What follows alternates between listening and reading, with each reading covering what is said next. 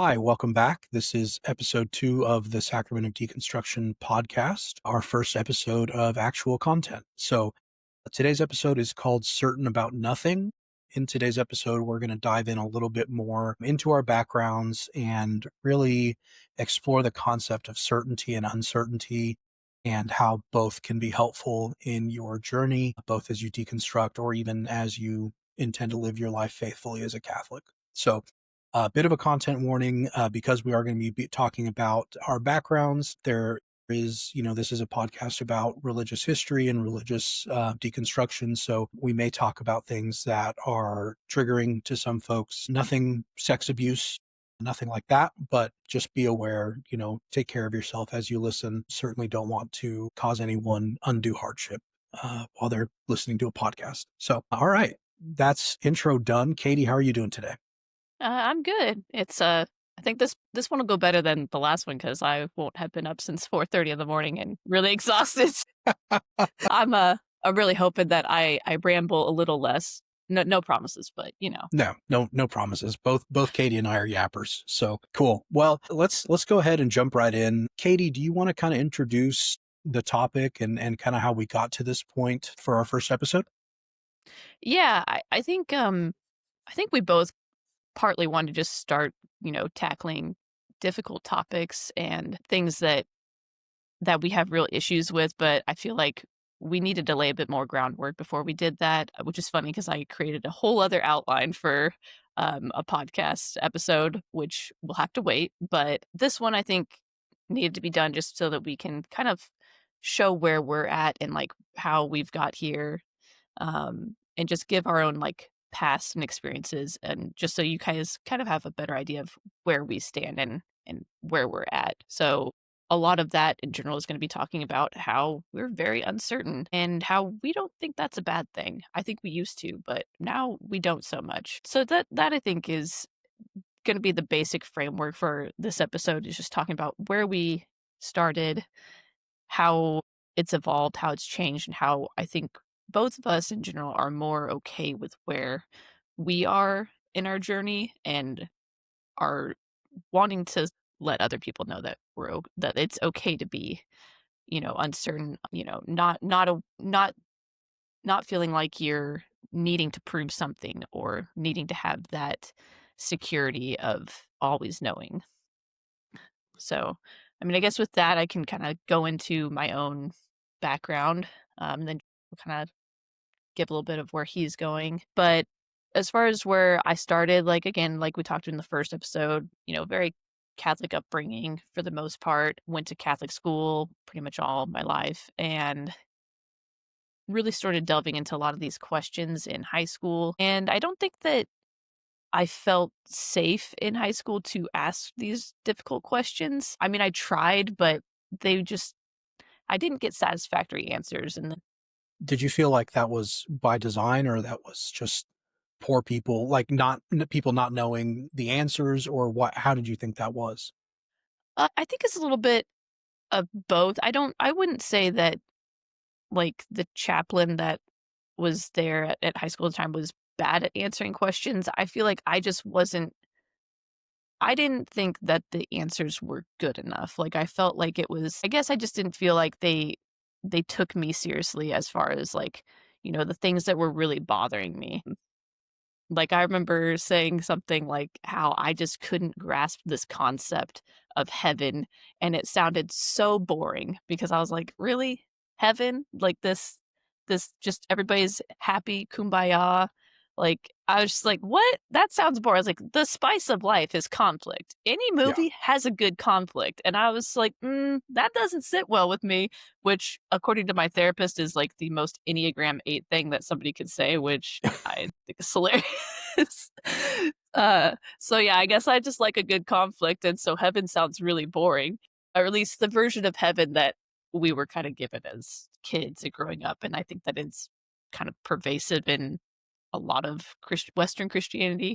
So, yeah, things like that, and just I just had a really hard time with, like, this concept of God that we were being given, and I just I feel like they maybe were just trying to protect me as, like, a youth that was uncertain about stuff to try to keep me from, like, wandering away into atheism. I don't know, but Say, I think I kind of, like, just I wanted so badly to fit in, to belong, that I just kind of silenced those things and just tried to double down in my faith. So, that looked like going to things like morning prayer, going to daily mass, like, things like that, that just, like, you're trying so hard to fit into this idea that you can, you know I don't wanna say, like, earn salvation, but, like, earn placement within a community that doesn't seem to have these questions, and you're just kind of trucking along like,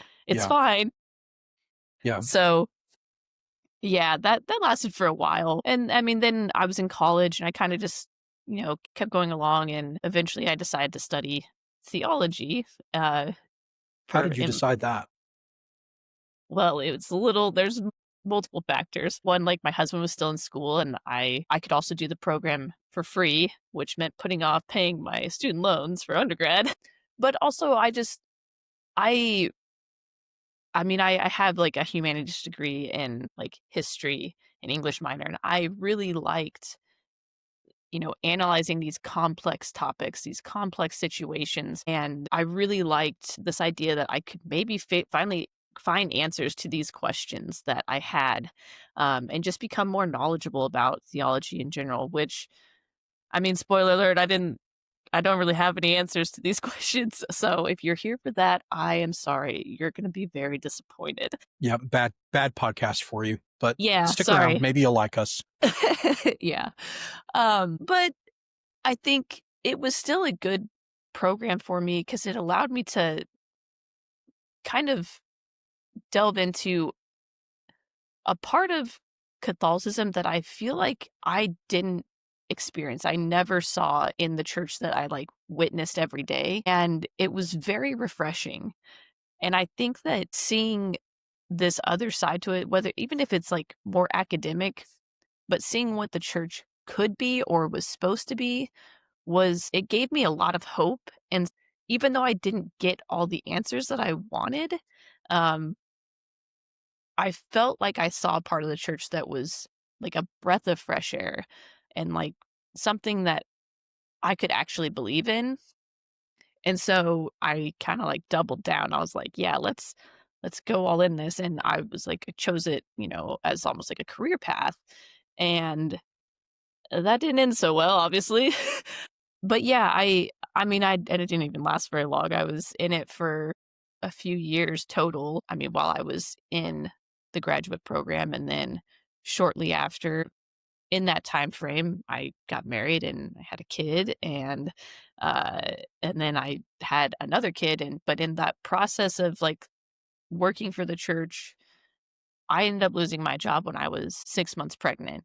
It was by no fault of my own, was an abuse of power and manipulation, dishonesty, really, really bad things that, like, you can't there's not a way to really, like, get your side to it when, your evidence of anything has been deleted, which is Right. what happened.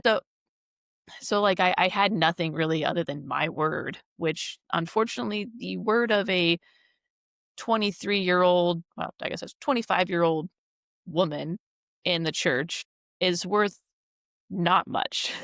Um, Yeah. Well, especially compared to a priest that they have, some sort of interest in protecting and believing his side over yours. yeah, and I was naive. I was very naive, let's just say that, but I was under the impression that, like, the HR person was there to protect me.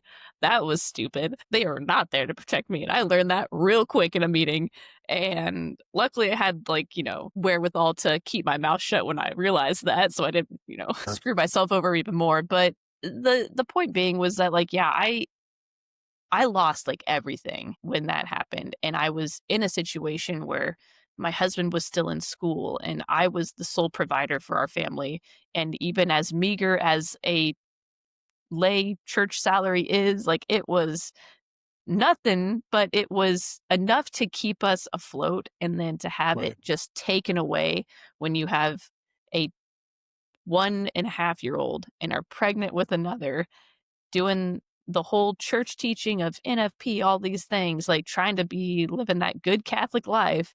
And it's just literally, you know, just for more or less fucking you.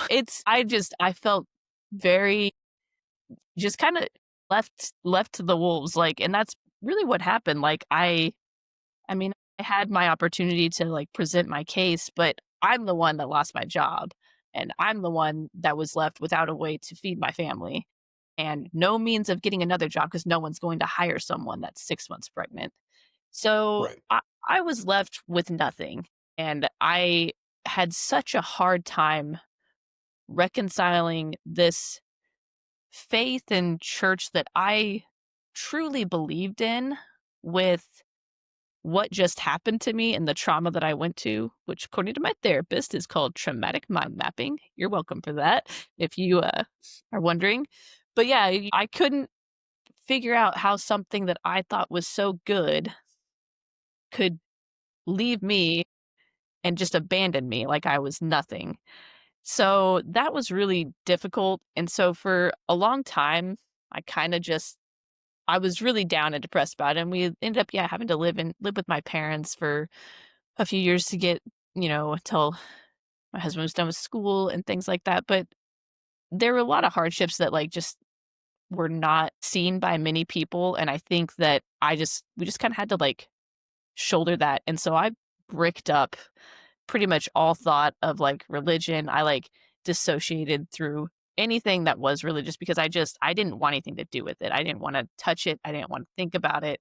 And I did that for years. And I was just there pretty much out of, this weird sense of commitment or whatever, but kind of just left it.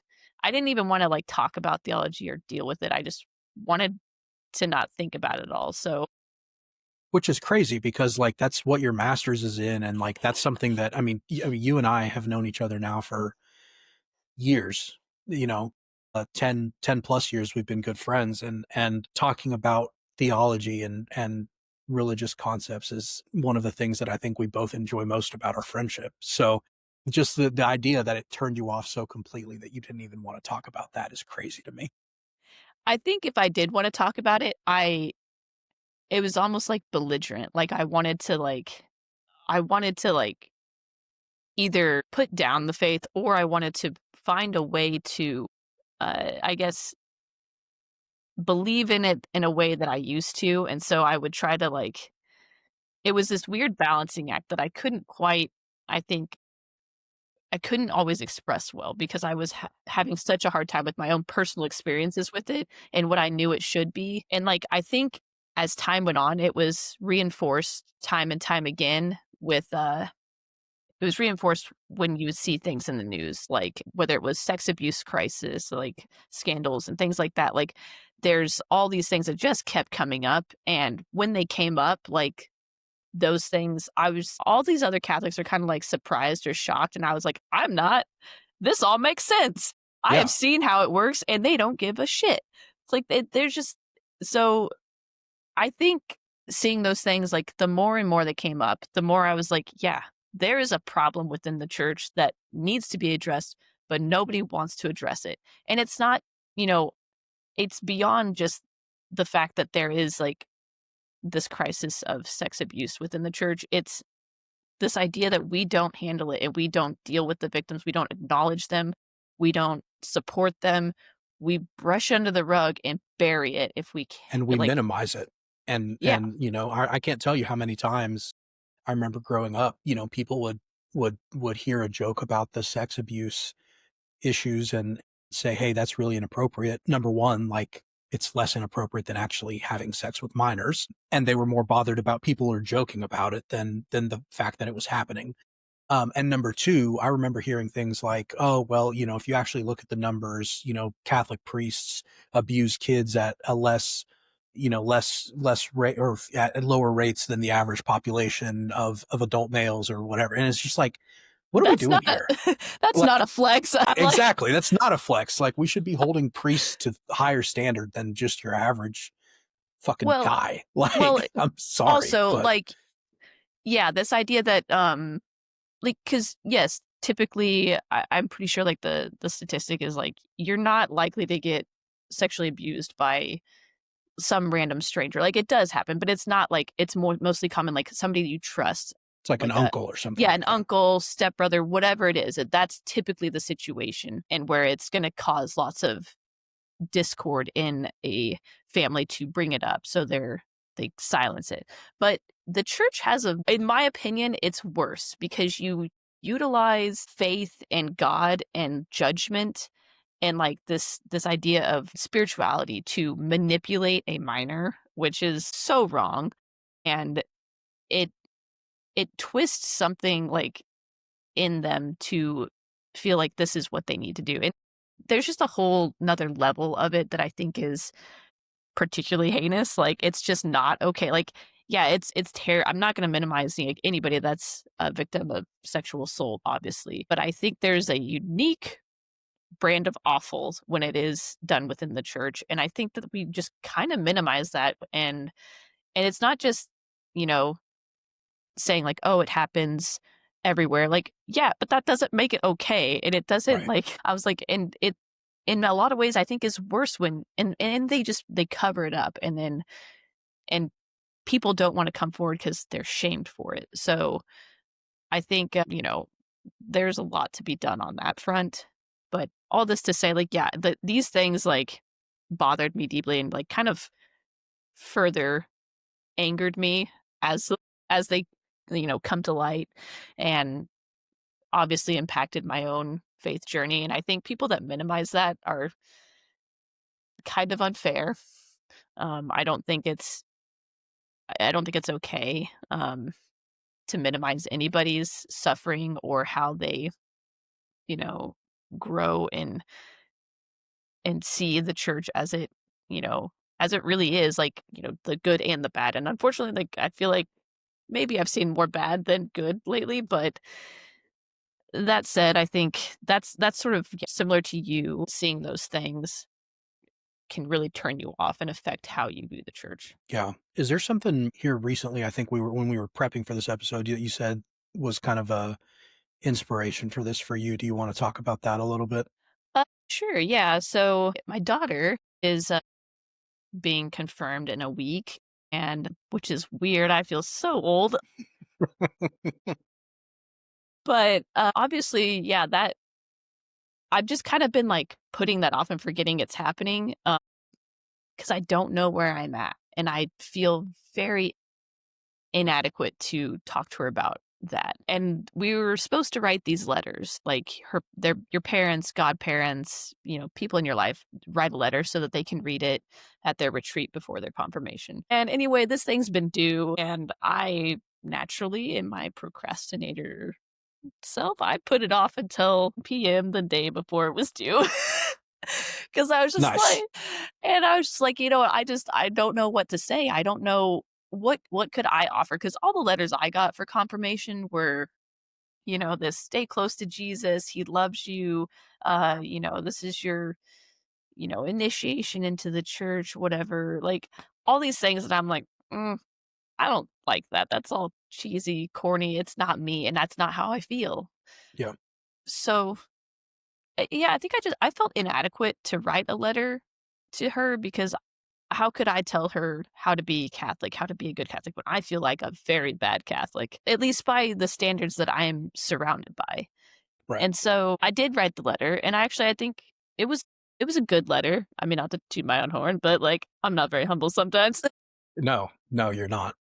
And that's fine. That's fine. We love it. We love a self-confident queen. you know, you know. Uh, but I think what I liked about the letter, what I got out of it myself, was this idea of don't need to be certain.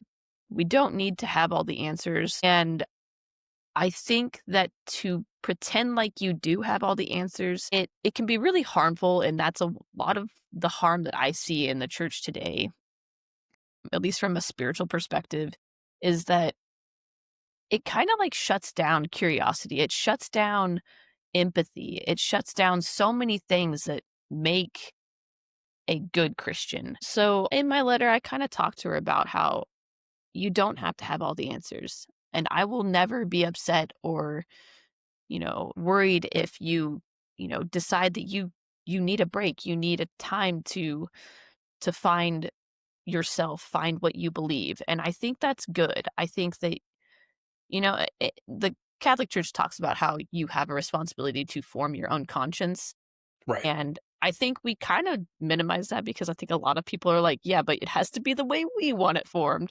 But Exactly. that's Yeah. not true. It says you have an obligation to form your own conscience and to follow it. And so, my therapist told me something that I actually really love and I want to pass down to my children is that I never want my child to feel like they have to choose between disappointing me, their parent, or anybody that they, look up to or disappointing themselves. I always want them to disappoint other people before they disappoint themselves. Because if you don't follow who you are and what you believe to be true or what you are searching for, or even allow yourself to search for it, then you're never truly an adult. Yeah. Spoiler, I am not an adult yet. I am still learning. That Still was learning. a unpleasant therapy session, just FYI. I was like, "Frick. You're Sure. telling me I'm still a Sure. child? Shit." Yep. It's So, like, God damn yeah, it. I know, I'm like, "Oh, hell." But yeah, like, I think I want her to be free, and, like, this is kind of where, like, I end up we'll kind of expand on, like, certainty as harmful and certainty as, not not where I think good spirituality comes from, so, Yeah. um but yeah, I mean, with that, like, I think maybe, thoughts on that, or if you wanna take it over to see kind of explain where Yeah. you're at and how you came. Yeah. Yeah. Yeah. So, I mean, I think first we should kind of clarify, and I don't remember if we did it in our intro episode or not. So, Katie and I both grew up in a diocese in the Midwestern U.S. that is very conservative, socially and politically. It's one that is takes a lot of pride in the successes that it has had, as as with regards to like vocations to the priesthood and religious life, and there's a lot of pride, and there's a lot of identity wrapped up where we grew up in Catholicism and in being Catholic. I know from just like sociological data and stuff like that, that the Catholics in the US are not all that way. And so, in a lot of ways, I feel like we grew up in more of like an evangelical Catholic environment, honestly. So just I want to clarify that, not everyone's experiences are going to match up with ours. And if it doesn't, that's fine. This is just where we came from and where we're coming from. So for me, I mentioned in our intro episode, my family's Latino, so we grew up in a very, traditional, like old fashioned family. We always went to church on Sundays. Before we moved to this diocese, we were in public schools, and we always went to our PSR programs. When we moved to the diocese, we were able to go to the Catholic schools because of the way that they had their tuition system set up. And so from there, from I think fourth grade through high school, I was in Catholic school, and then even went to seminary after that. So growing up, I was super involved. I always wanted to be doing something. So I was an altar server. I was in multiple choirs. I was a lector. I was a sacristan. I participated in the youth groups at the church. And really, it was all so that I had something to do, because I would honestly just kind of get bored sitting in the pews. And so I figured, well, if I'm serving or lecturing or doing something, then I'm still helping out the Lord and Is it, you know is it kinda like that staying busy. that idea that you get out of mass what you put into it, or you get out of your faith what you put into it? So you're like, I "Imma think put so. everything into it." Yeah, yeah, yeah, yeah. Because like I don't know, it's just and I liked doing things. I like being involved. I in anything. I don't like just sitting around and waiting for things to happen. I like acting. So like acting on things. So unfortunately, I'm not a very good actor. So Uh, Anyway, so the first time like growing up that, I remember, I mean, it was a very like basic faith, Papa Dios and everything like that, I think was, Father God or Daddy God. Like I feel like in Hispanic culture, it's a lot more of a personal relationship than in a lot of what I've observed in like American culture. But so that was my well, probably youth. American culture for Catholics. I think Right. evangelicals are much the opposite. Like all of them are like, oh, as long as you have a relationship with Jesus, whatever the hell that means. Sorry, I'm just Sure. that's not Sure. how I got it. Still don't got that. So Right, right. So anyway, so I was sitting there, and the first time that I really had questions or had faith issues was like freshman or sophomore year of high school. I had the thought. It's funny that you said Katie, because I also thought heaven sounded boring as hell. Like when you're a kid and you think about heaven, you think about like a big party all the time, and that sounds great. But then like you get into church and they start telling you about, no, actually it's just God, and you're just hanging out with God, praising him and worshiping him. And that's like the highest good. And, so I you will know, say, like, I think that is true. That's kind of what we were taught. I would argue that that's not actually a good view of heaven or the afterlife, and that's something I kind of, like, learned a little bit more of in my theology program, which we can talk about later in another episode, but I think it kind of yeah. makes it not as boring. Like, Okay. Well, that's good. anyway, Cause yeah. if that shit's real and I go there and that was what that's like, I'm going to be bored as fuck. I'm sorry. Like that sounds awful to me. That's because you don't wanna think of anybody as up there, like, you don't wanna worship anybody, you're like, "Hell no. No, this is I mean, ridiculous." maybe, You're yeah, like, maybe my own pride gets in the way a little bit. "Just a little." Just a little. But no, like I thought it sounded boring, and frankly, like I thought God sounded like super vain and super petty. Like okay, you're telling me that you are omnipotent and you can do whatever you want, and okay, you create all these people and their greatest good is to worship you. Like get the fuck out of here. What are you doing? And like you could not tell sophomore in high school that God was not anything other than a narcissist. Oh, that's fair, And that's then fair. yeah, thank you. Thank you. To be But fair, I anyway, don't think of God as, like, a being. I don't it's more being itself. Again, another episode, but, like, yeah, we'll yeah. discuss. Yeah.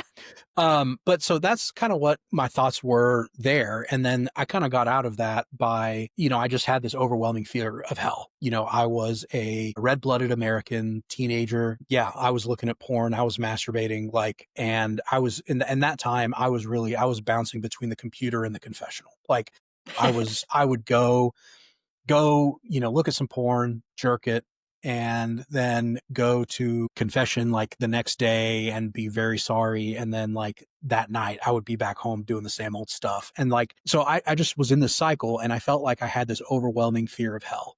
And so I kind of reasoned my way out of it thinking like, well, okay, well, if I think hell is real, then I do think God is real. And so here we go.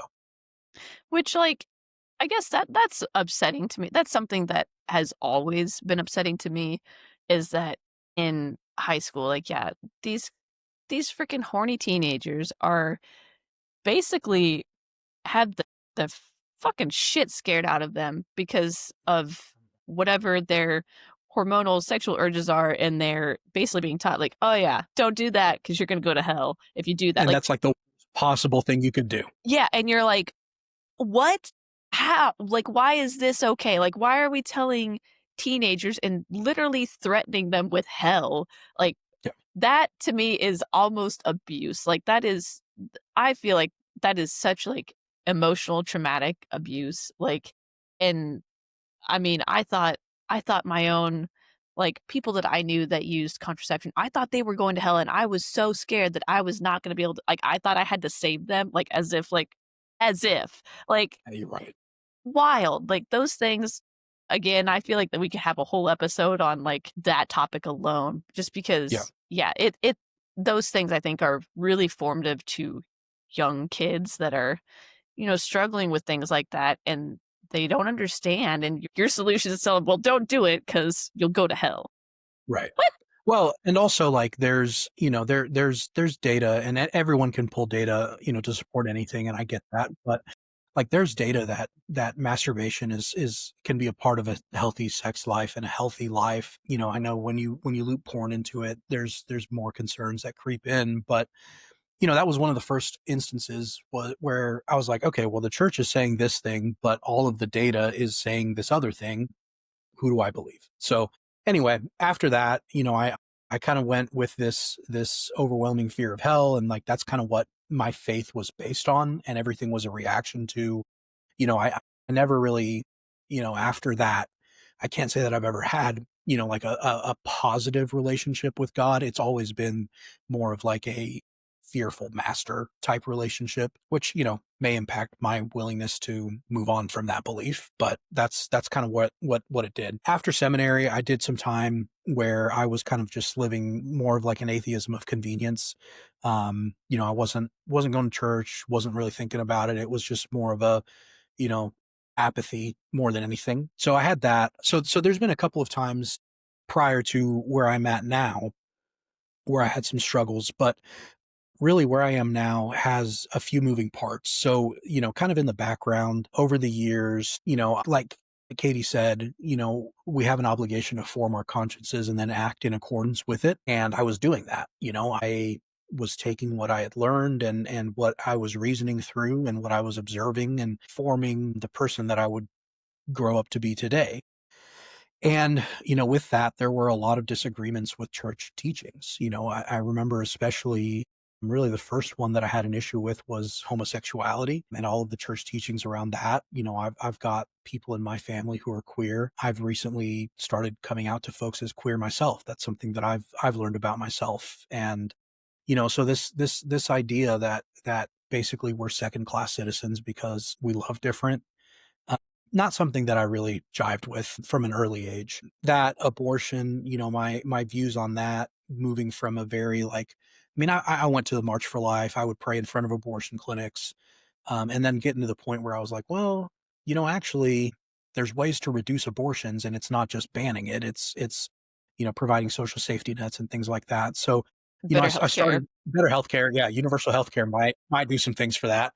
Yeah, yeah. So, I started kind of thinking those things, and then frankly, I had people in my life who were insisting that, they had the truth of Catholicism, and, they had it the right way, and the way that the, modern American, sometimes I call them Republic Catholics or right wing Catholics, Yeah. you know, Trad Catholics. trad Catholics, yeah, like their absolute insistence that, hey, if you're pro-choice or if you disagree with the church on homosexuality or gay marriage, like you're not a real Catholic. Finally, I got to the Cafeteria point. Catholic is Right, it's like exactly, yeah, yeah, cafeteria Catholics, and so which like I is worse finally. than atheism to most, just Yeah. FYI. Yeah, no, in the diocese where we're from, like, if you're a cafeteria Catholic, you Get the may as fuck out. well, yeah, get the fuck out. You're not. So that, that kinda started creeping in, and then what happens in the news, but the Pennsylvania grand jury report, I think this was 2018 or 2019, which is a long time ago. COVID kind of fucked up my whole Timeline. brain around time. Yeah. Which I think it did for most of us. So anyway, that grand jury report came out, and uh, I'd kind of brushed back under the rug this idea that the church was responsible for covering up sex abuse. I thought it was something that, you know, either just was happening in the past, it wasn't happening anymore, didn't think about it. And then, seeing that come out and seeing some of the responses from people that I respected and cared about and, valued their opinions were really kind of gross to me. And so that kind of kicked off another wave What of you're doubt. telling you're telling me you don't think that just praying a Hail Mary in the middle of church is gonna fix it all? Sorry, No. that's a little snarky on my part, but Yeah. I guess I'm kind of like it's kind of the same, like, sentiment when, there's another mass shooting and people are like, "Thoughts and prayers." Well, Yep. I've never been one that understands prayer in general, like, so that's just a really hard topic to me, but Yeah. this idea that we're just gonna pray away abuse and not and what, give you virtues classes, like, as if Right. I'm like, those things are a 5-year-old could pass those classes. This is ridiculous. Like, they're so obvious and stupid, and they didn't protect me from anything, and, like, there's just Right. I'm sorry, but, like, it's just not enough. There's no, like I can't see real change being done, and maybe that's not fair, but I think we just think that we can sometimes pray things away and make it go away, and, like, that's gonna be what fixes it or whatever you're like, "I'm gonna fast for a week." Whatever, like, that no, Right. like, pay the people that have been seriously harmed for it, people that have taken their lives for it, like, there's is real harm, and, like, when you I think I read something about some diocese that went bankrupt and then tried to basically ask their own parishioners who they had sexually assaulted or family members of them to basically tithe more and pay more so they could pay their lawsuits. And I was like, I would Right. be so out. I'd be like, hell no, you can go bankrupt and rot. I do not care. Well, and it's crazy to me that and we're kind of deviating here a little Yeah, bit, well, but it is crazy, which is fine. That's, we're yeah, talking, and if people want to listen, they can listen, and yeah. that's what we're doing. So, no, it's just crazy to me that you can sit in a church and hear the message from the pastor that, hey, uh, yeah, we diddled too many kids and we got in trouble for it, and now we've got to pay a lot of money, so we need you to donate more. Like, get the fuck out of my face. I could never take Yeah. that seriously. Yeah, that was So, kinda that was my thought on it too, so like, which I'm sorry if that how do you sit there and just like think that you're in an okay situation? I just it again, yeah. to me, couldn't be me. Yeah, Um, yeah. that's fair. But I mean, anyway, yeah, yeah. yeah, I mean, I think that's all fair. I would agree to that, and I think that I'm definitely not trying to be, like, irreverent necessarily to, like but this is to me not Cathol this is disordered, Yeah, just this is some shit. disordered, heinous sin that I will staunchly condemn, and I will not apologize for that. I won't apologize for hurting your feelings if you're gonna sit here and try to defend the church on sex abuse, like, absolutely not. If that's where your Catholicism's headed, I am so out, like, Yeah. so which yeah. I think we can say the official position of the Sacrament of Deconstruction podcast is that we are against the Catholic sex abuse crisis. Oh, And yes. we are in favor of ridicule and mockery, all of the things Yeah, when that's we're yeah. related to that. I think we can officially call that our position. Yeah, that's fair. Okay. So anyway, so that came out, that started, and around the same time, within a few years of that, I had several friends. Katie was one of them who really got fucked over by the church in a couple of different ways that I don't really want to get into now. They're not my stories to tell, but that's kind of led me to believing that the church is just such a bad representation of morality that if there is a God and he is as omnipotent, omniscient, and omnibenevolent as he's portrayed to be in scripture and tradition, surely that God would not stand for the Catholic Church being its representative on earth. So that kind of led me to start thinking like, okay, does this God even exist then? And, I do think that you can separate and I think you can deconstruct and challenge your beliefs and move away from the Catholic Church without moving away from God. Just in my case, I felt like they were overlapped quite a bit. So, once I kind of came to that point, I really started digging into arguments and counter arguments. I'm not exaggerating when I say I've probably spent thousands of hours over the last few years consuming apologetic content, counter apologetic content. And through everything, I think that fundamentally I have one reason that I no longer believe in God, and that's the problem of evil. Maybe we'll have an episode about this and jump into the arguments in the future. I think we'd both like to. And I'm sorry, I don't care how, Reddit atheist or, I'm 14 and this is deep. It is for this to be such a sticking point. I can't control what convinces me. I can't control what does or does not make sense to me. I have yet to hear a satisfactory answer to the problem of evil. The idea of the free will issue, I don't find I mean, satisfactory for a number of reasons. Like, do not think that the God of the Bible and tradition exists. And fundamentally for me, it's the problem of evil. I think that's a fair critique. It is something that I struggle with a lot too. It's a little bit it's changed from how I used to view it, like, before, uh, my theology program that I went through, but, like, it's still there because I still think there are problems with it. I think a lot of the problem evil traditionally, like, comes from this view of God as, like an omniscient, omnipotent, like, being, like, somebody that's, like, almost like an overlord, which I think is kind of heretical for the most part, and it's not really this true view of God, but, like, if we think of God in, like, this metaphysical sense of being itself, that solves some problems, but there's still leaves quite a bit to me, which Yeah, is, like, again, a whole nother episode. I think that's something that I still struggle with. I couldn't give you an answer, like, probably not a satisfactory one because I don't have one myself, and it's still something I'm working out, and maybe it is just the limits of, the human mind, which thanks God for giving us shitty minds. That's yeah, fun. fucking appreciate it. Yeah. Well, and like, not to say that that's the only issue that I have, and I've got other problems, again with church teaching, with God as portrayed in scripture and tradition, but a lot of those end up being issues with Catholicism more specifically. Gotcha. Um, and again, like I said, I think there is a difference, at least for me, in belief in God and belief that the Catholic Church is God's chosen group or people or whatever. I see them as separate, but kind of overlapping. So where does that leave me now? Like I said in our intro episode, I call myself an agnostic atheist. So the atheist meaning that I simply lack a positive belief in God or gods. Agnostic meaning that I don't claim to know for certain whether or not a god or gods exist. Coincidentally, I also really strongly think that no one can know this. And I think that if you insist that you know for sure, you're either lying or you're very arrogant. And I think that that's, how I feel about that.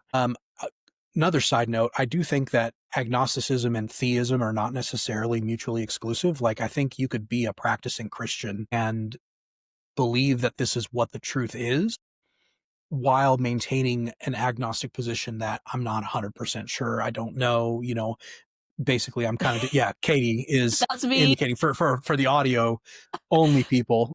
Yeah, Katie just raised her hand. So yeah, so I do think that is something that's just not where I describe myself. I still find myself really interested in religion and spirituality, but more from a like sociological or scientific standpoint, more of an academic standpoint. I consume a lot of content in this space. I enjoy having conversations. And I think it's more interesting and more fun, honestly, to think about religion in this way and look at the way that it develops over the years. When you're not worried about, burning in hell. Yeah, exactly. When it's not a faith issue for me to insist that Catholic doctrine has never changed. I mean, historically, that's just not true. But that's something that we learn about in school is how it's never changed. It's always, That's not eternal true. and this It and that. does change, but It's just not fucking true. It's just not fucking true. well, yeah, but I'd say the doctrine does change and develop, and it continues to develop, but Yeah, I don't think Catholics are generally taught that, which is no, problematic, but 100%. yeah. So, and I think the thing, again, kind of wrapping up this section, before we get into more talking about certainty and kind of some of the stuff Katie had prepared, I'm not unfortunately at a position where I can be open about my faith with everyone in my life. Lots of my family and friends are still extremely Catholic, and I have a very strong fear of rejection. Apparently, that is something that people with AD experience at higher rates, and I definitely have that. So, to the point where even like Jonathan Baxter is an alias. It's not my given name. It's an alias that I'm using. And, also kind of at the request of my wife, to kind of protect my identity. So, it's a constant struggle point for me. Like, is it worth all of the hassle? I said last week that or last time that I desperately wish that I could just believe. I really do. I just think that it would just be so much easier, so much simpler. Like, I could just believe in God and go back to that. And I just can't. So, I'm trying to live more authentically, and this is a real sticking point for me. So anyway, all that said, now that you kind of know a little bit more about where we are, kind of uh, past what we talked about in our intro, we want to talk a little bit about certainty. And Katie, when we were talking and we were prepping for this, you described certainty as harmful. Why do you think certainty is harmful? Well, I think we all desire certainty, and I don't think I don't think as, like, a child growing up, like, that certainty is bad. I think it's actually very much needed. But, like, I mean, yeah, like, your certainty that I'm gonna eat today and I have parents that love me, all those things provide a well-rounded individual, and give them security. But moving into adulthood, I think that we kinda need to let go of some of that, uh, and I think this is something that I got really wrong, pretty early in my faith journey was, like, this idea that certainty makes you more credible. People wanna know, like, "Oh, are you a believer?" Like, it gives you a sense of authority, and it's a false sense of authority, but, like, it makes you think that, "Oh, like, if I truly believe this, if I know this to be true, then, like, I have authority to speak on it." And I see this a lot with, like, really religious people, not just, like, Catholics, like, it's really big in, like, evangelicals. I'm like, "Do you believe that you were saved by your Lord Jesus, like, Jesus Christ?" Like, I'm like, what?" Like, that's like a Protestant thing, but, like, again, they had this, like, overwhelming sense of certainty, and it's kind of ironic now because, like, the more certain somebody, is to or comes off to me, the less I trust them as an individual because it can prevent them, I think, from being open to other viewpoints, other ways of thinking, and, I mean, that's not to say you can't be really knowledgeable about something, but, like, professors and people that I admire or trust the most are those that, you know, are always willing to listen to another point of view and really grapple with it, because I think that shows a sense of being able to have honest discussion, honest being open to change, which human beings hate change. So, I mean, certainty, I think, in reality, it functions as control. It protects your psyche from, like, this fear of the unknown, and, like, it gives us purpose, it gives us rules, structure, identity. It's very predictable, like, as far as, even if you don't like the rules or you don't like, you know, the the structure that it's given, you know what to expect at the end of the day. You know that, well, this is the way it is, and at least I know where I'm going with it. It's just like, the devil you know is better than the devil you don't. It's Yeah. security in the form of doctrine. Yeah. Okay. No, that makes sense. And I honestly, like, I agree with your point about the more certain someone seems, the less I'm likely to trust them. I just, knowing about like the Dunning-Kruger effect and that I think is a Yeah. big thing. But just this, I think it takes a certain amount of humility to know. And hey, I'm That's not in there. right. Is it okay? Yep, it's down Yeah. the line. Right. So, like, I just for me, like, listen, I know that I have my struggles with pride. I know that I have my struggles with arrogance. I'm not pretending to be like Mr. Humility. However, I do have enough humility in me to know that I don't have all the answers. And I don't, I think that to have the self confidence needed to portray yourself as having all of the answers and having the truth, capital T truth, uh, I just think that is, I mean, borderline, if not all the way over the line into arrogance. I just see it that way. Oh, yeah, But it's anyway, definitely. yeah, But, yeah, I mean, I think, like, that's where, like, to me, when you start to question that certainty, it can feel really chaotic because, like, I mean, you have to question almost everything you know about everything. I mean, it could be your entire foundation. And I think Catholicism to me was like, it's such a big identity marker for me. And so questioning that felt like such an upheaval of like the very core of my being. And then like part of it is because like, yeah, I sort of put all my eggs in one basket. I chose to study theology. I tried to make a career out of it. I was like, I'm all in, which backfired in the most massive way. yep, you played yourself. I did. I was such an idiot, whatever. But, I think going through and starting to question that is where I think we should try to begin our not begin, but, like, really develop our faith journey because certainty is the spirituality of children. It's this idea that, it is, That's a strong statement. but, like, I mean, when you think about it God damn. sorry, you No, be snarky. Like, I love it. well, I But mean god damn.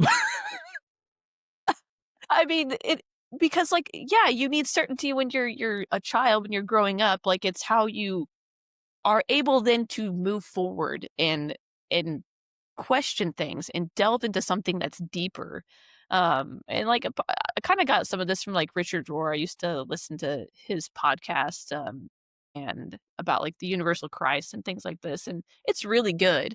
But I mean, he talks about how so many of even like our parents, like they never moved out of this juvenile mode of spirituality, of faith. Like they're, still praying like your basic prayers and like thinking that they can earn their salvation by, whatever it is. And it's this dualistic thinking. And that's not how I believe that God operates. I don't think that's even honestly like true to what actual like some classical Christian theology states. Like it's not this like give and take type of thing. But that's what we want it to be. It's this like this contractual element to faith that makes us feel secure, makes us feel safe. Yeah. If And I say so 3 Hail Marys after going to confession, then I'm not going to hell. yeah, if you're really bad, you get like a decade or a whole rosary. So, Okay. One time a priest told me to pray a whole rosary. I did not do that penance. I was like, I'm not. I'll go back tomorrow, get a new one. I'll 100%. Like, I'm going to a different priest. Like, listen, I'm sorry. Again, undiagnosed ADHD as a kid, learning this about myself now, but like, as a kid, the rosary was the worst. The idea of praying 50 fucking Hail Marys in a row with like an Our Father breaking it up and like, well, it's like, do I focus on the fucking Hail Marys or do I focus on the mysteries that we're supposed to be praying about? Like, if my brain starts to wander, now I'm a sinner. Now I got to go confess that I didn't pray a good rosary. Like, I just, even when I was like at my most religious, like literally in seminary, like I would rather go to daily mass 4 times a day than pray a rosary. I hate the rosary. I always hated the rosary. Sorry, Yeah. just as a big digression. But yeah, no. Yeah, but yes, you see it kind of as a contractual situation, right? Like, yeah, Yes. I go in and I say the prayers that I'm supposed to. I check the box of going to mass every Sunday. I go to confession once a year. And then in return, God gives me salvation. Like, I Yeah. agree. I think that's a very juvenile, I think is a little mean, but I support it. Eh. I think it's a very juvenile way to approach a It's faith. a childlike way. Is that Yeah. nicer? I don't think it's nicer, but That sounds whatever. meaner. Yeah, fuck it. It's fine. Um, But yeah, I'm not a child, so I lost that view of my faith a long time ago. I just didn't really have a way to describe it or put words to it, and so like questions felt like the worst thing I could do is like because you're like, do you not believe? And I'm like, I want to, but I got all these right. questions, and you're saying I can't ask them. So I mean, My yeah, sorry, my wife's one of my wife's aunties one time they were having a conversation and my wife was asking some questions and her auntie said something along the lines of, "Well, are you even still Catholic anymore? Because you're asking a lot of questions and it doesn't sound like you're still God towing the line, forbid. basically." Like, yeah, like God forbid you ask some questions and evaluate critically what you believe. Yeah, that's how you kind of know you're in a cult. That's a little bit much. Sorry, but I mean, yeah, Yeah, fuck it. I It's a mean, cult now. not all cult, but to some people, it comes off very culty. Like, I Yeah, mean, agreed. just saying. Agreed. But yeah, like, So what's the answer? Like, how do we move past it though? Like, because oh, we have this certainty and we have, this idea that certainty is bad. Maybe not bad, but it can be an impediment to yes. growth, especially as we're talking about deconstruction, especially as we're talking about, critically evaluating your faith and your positions and your beliefs. So like, what's the solution? Ooh, you're not gonna like it. Nobody likes it. I don't like it. Okay. Certainty is well, so it feeds the ego. I mean, like we said, it makes you feel safe, justified, right? But it stifles growth, and so it's like a spiritual paralysis. And it's very prevalent, I think, with the church today, but like in just individuals. But the answer is honestly, it's the death of the ego, which is not glamorous. It's not marketable. It's not enjoyable. What do you mean by the death of the ego? Um, okay, so like basically dying to yourself, and like a lot of traditions talk about this. It's technically like where this idea of true spirituality begins. I mean, it's prevalent in like it talks about in Buddhism, Hinduism, Sufi Islam, and Christianity talks about it's like, take up your cross and follow like this idea of self-death. And like It's honestly the opposite of what you see in American culture. I mean, the American church, like, look at the mega churches. It's like there's so many examples of how that is all ego. Like, you've got Yeah. prosperity gospel, and it's just so obvious that it's not about dying to self. It's about enriching yourself and all of these things that are so deeply problematic. And but like people defend them, and they defend them because they benefit from them. They defend them because they think, or they, at least they think they're going to benefit. I would argue people don't actually benefit from them, other than the ones that are running the mega churches and have their freaking billion-dollar Private jets. jets and Yeah, yeah. but like I digress. Like still, people think they benefit from them. So they believe it, and they preach it, and they think that that's what true Christianity is, or true spirituality. But the death of the ego is really about, it's not it's not like this idea of losing your personality or letting people walk all over you. It's letting go of a false sense of self, this part that feels the need to protect identity at all cost, this need to be right, which I struggle with. So just ask whenever I get into a fight with my husband. Well, I am always right. Yep. Yep. Obviously. No, I can definitely tell you that over the years, Katie is definitely comfortable. Yeah, definitely not comfortable being wrong. She Okay, you're not one to talk. I'm just gonna say that. I've seen you and your wife fight. Oh, Oh I'm petty man. as hell. I do not disagree at We all. get into a good board game, and I've seen you about flip tables. Oh yeah, 100%. I'm very competitive. But yeah, I also like being right. I mean, it's, hey, Yeah, yeah. I'll admit that. But yeah, I mean, then like, yeah, comparing yourself to others. I also struggle with that one. Defending some moral high ground, like that you think you have. Like, honestly, yeah, I struggle with all of these. And I think it's even harder for type A people like myself. I mean, hell, I've made this huge outline right now. Like, I'm so type A. Like, I need to know exactly what we're talking about. Which is why this podcast episode is going much better than the last, where I was flying by the seat of my pants. So, Love it. but like, I mean, yeah, that's what, like, I think death of the ego is really trying to get at, is like being able to let go of those things that give you so much security, and allowing yourself to be open. And it doesn't mean like not having belief, but being okay with uncertainty, unknowing, like not being able being able to listen to others. Um, and so like ego death creates humility, as you say. It opens us up to learning and mystery, which is so much of what I think is in a belief of God. Is there's a fair amount of mystery, because yeah, we can't comprehend with our human minds. And I think just like, this idea of infinity, like we can't comprehend that. Humans are incapable of comprehending large numbers, much less like, yeah, eternal punishment, or this idea of the afterlife, or this concept of God. So there is mystery, and I think we have to allow ourselves to be open to it, however much we may or may not be able to receive.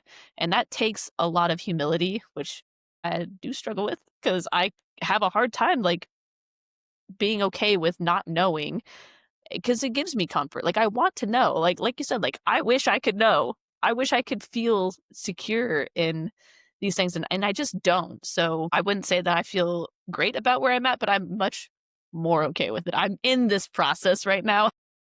Right.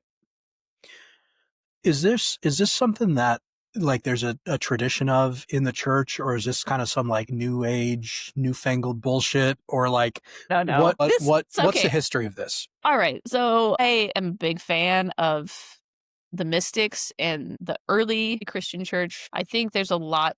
I honestly think that I would thrive much more, or not, maybe not thrive, because I'm super type A. So, but like, I think that it would be good for me, and I would have less problems with Christianity if I could just focus more on like an Eastern Orthodox type Christianity, or like the early church Christianity, where you see it a lot with like the Cappadocian fathers. They talk a lot about mysticism and things like that. So my favorite is Gregory of Nyssa. I actually really like a lot of his readings for other reasons than just this. But like, I mean, he talks about rejecting this idea that one can attain like a certain conceptual knowledge of God. He says like every attempt to capture God, sort of reflects your own mind and not God. He says, he's like, every concept formed by the mind to describe God does not reach his essence, but merely reflects the mind that forms it.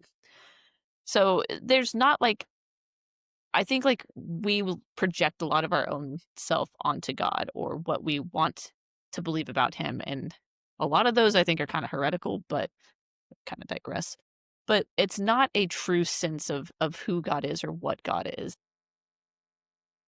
I think that there's, I mean, it almost obviously, Gregory of Nyssa is a saint, and Mhm. we're not accusing him of doing this, but like it almost sounds like there's a real sociological, like academic view coming into his quote there. Like this idea that, hey, people create gods, people create religions, for a variety of reasons. Gregory of Nyssa is saying basically God, to me, it sounds like he's saying God is what we imagine him to be. Would that be a I correct mean, way to look at yeah, that quote? I think you could pull that from it. Part of this is like in his against unanimous, or I can't remember how it is, but like it's this like branch of Arianism that he's kind of talking about that he's defending against. But it's this idea, but and part of that is in relation to that. But I still think the quote itself holds true to this idea that yeah, you can't like we can't know God fully. Like our minds cannot. And so and like he goes and talks about it more. There's in his work like The Life of Moses is a really good work that talks about showing like the true spirituality is more of a lack of certainty but an embrace of humility. And it sort of depicts how like the closer Moses gets to God and his journey, like the more darkness he enters. And like we can't know God through mastery, but it's more through letting go. So like this true knowledge and vision of God consists in seeing that seeing that one cannot see is what he says. And so I think it's very mystic-ish as far as how it's he talks about it, but it's like this idea that yeah, we can't know and we're just going to essentially be searching for ever, like, or growing in this. And like the Cappadocian Fathers really do talk about it's this concept of epikatasis, and it's this Greek word that means like to stretch out. And it's a spiritual, like the spiritual life is endless, and like the pursuit of goodness is like this the journey, it's the journey, not the destination kind of cliche thing. But in truth, like that's what it is. Like because God is like this unending, unimaginable thing to our human minds, like we will forever be in like this state of searching and reaching out and like grappling with it. And like, I mean, he says it's like the perfection of human nature consists in the very growth in goodness, which gives me comfort in that I feel like as long as I'm searching and I'm like reaching for truth or goodness, that I'm at least doing something right. Like I may not be following this whatever your view of like Catholic growth is or Christian growth, I don't know, but like I feel like mine may not look like other people's, but I think that that's okay because it's not like I'm trying to not find goodness or not trying not to find what I believe to be true, so or beautiful, whatever it may be. Yeah. Well, I think that's kind of why the podcast is named what it is, right? I mean, it's the sacrament of deconstruction. Like, this idea that deconstructing, that taking this critical view and unpacking it and building it back together. I think you could describe it as holy. I mean, you Yeah. could very much, again, if there is a God, if turns out Christian Catholic God is real, kind of what you said, right? Like I hope that I get credit for making honest, good faith attempts to find the truth.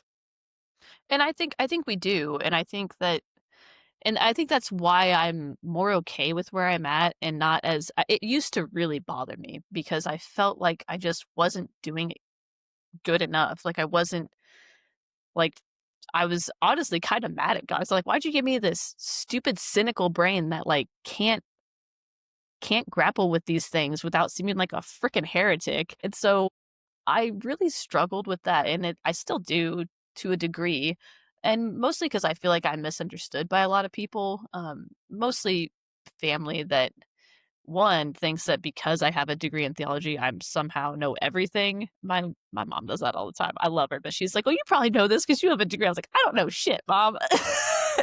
Come on, But mom. yeah. But, I mean, yeah, this idea that I should just be okay with, you know, not knowing everything, and that's fine, and that, but I should still at the same time maintain this whatever Christian Catholic view of God that I was handed down and just ignore all the problems I see with it. And to me, I've gotten more over that and being okay with, to accept that not knowing a lot of things has been a real gift because like ego death creates compassion.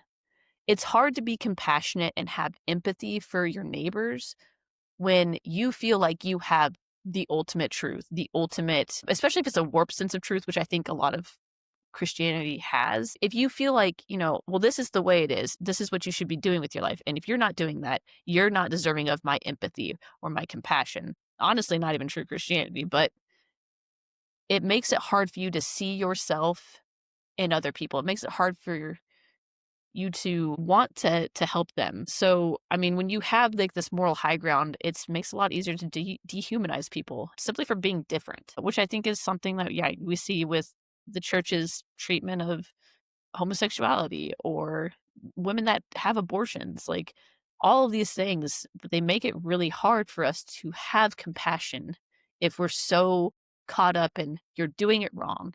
And so to me that's a big problem. So I think my empathy and compassion for other people has really grown since I've kind of entered into this because to me, like real spirituality isn't about finding answers. It's about being able to hold those answers or those questions without fear. And that's really hard because there is a lot of fear that goes with the unknown. And it's not about creating this like perfect bulletproof identity of like I'm Christian Catholic and I believe XYZ, but it's more about tearing down all these like walls that prevent love and compassion. And so I think those are things that I want to tear down, to not feel this constant need to be right. I want to be humble and curious enough to encounter God or the divine, whatever, in new ways, because ultimately all certainty does is just like the ego clinging for control. But I think what the mystics really were trying to get at was you encounter it more by surrendering your soul to mystery.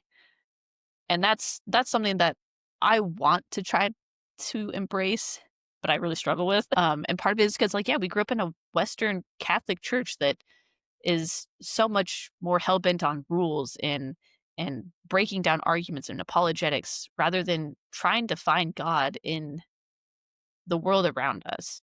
And we get so caught up in like you encounter him in the sacraments. What does that mean? What does that mean? I have a degree in theology and I couldn't tell you what that means. Maybe I'm just a bad Catholic, but like again, like that's not like what if you don't encounter God through the sacraments? Like what if you can't encounter him there?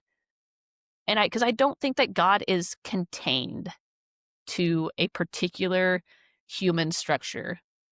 I think that gives us security to think that, but I don't think that's true. It couldn't be true. Not if he's, this, not if he's being itself. He can't be contained. So we need to stop trying to put him in a box and contain him. And that's what I wish that I could relay to people when they are like, well, where are you? Why are you so cynical? I'm like, I'm not trying to be cynical. I'm cynical against the institution that has sort of indoctrinated me. And I'm trying to break free of that to find God in other ways. And I don't think that that means that Catholicism is inherently bad. I think that there are problems within it, but there's problems within everything. But I want to be able to feel this freedom to explore other avenues of finding God. And maybe that's like a mystical Catholicism. Maybe that's just maybe it is in Catholicism. I don't know. But Sounds like you need to go become a Buddhist. they do sound kind of fun sometimes. I mean, I think I Yeah. might help my over anxious brain.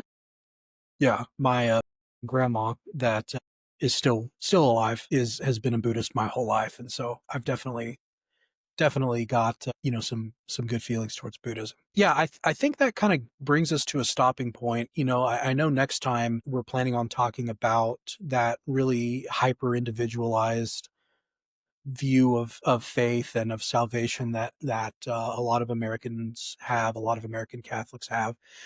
So there's a lot that Katie, that you were talking about there, that I think is going to translate next into our next episode, whenever that releases. So, as we kind of wrap up here, is there anything that you would like to leave us with that we haven't already talked about? Uh, I don't know that there's a lot that needs to be said other than I think kind of like in my letter to my daughter is that certainty or the lack thereof is not an inherently bad thing. I think it can actually be a really good thing. And I think it's something that everybody kind of has to choose if they want to walk through and know that it's painful and difficult and there's just a lot that you have to let go of, but I think it can be really rewarding, and I'm told it offers true freedom, but I have yet to get there. But I don't think we have to do that alone, and I think that's what we want this podcast to be is, a place for people to feel like they're not alone in their Yep. struggles. Yep. No, I couldn't agree more.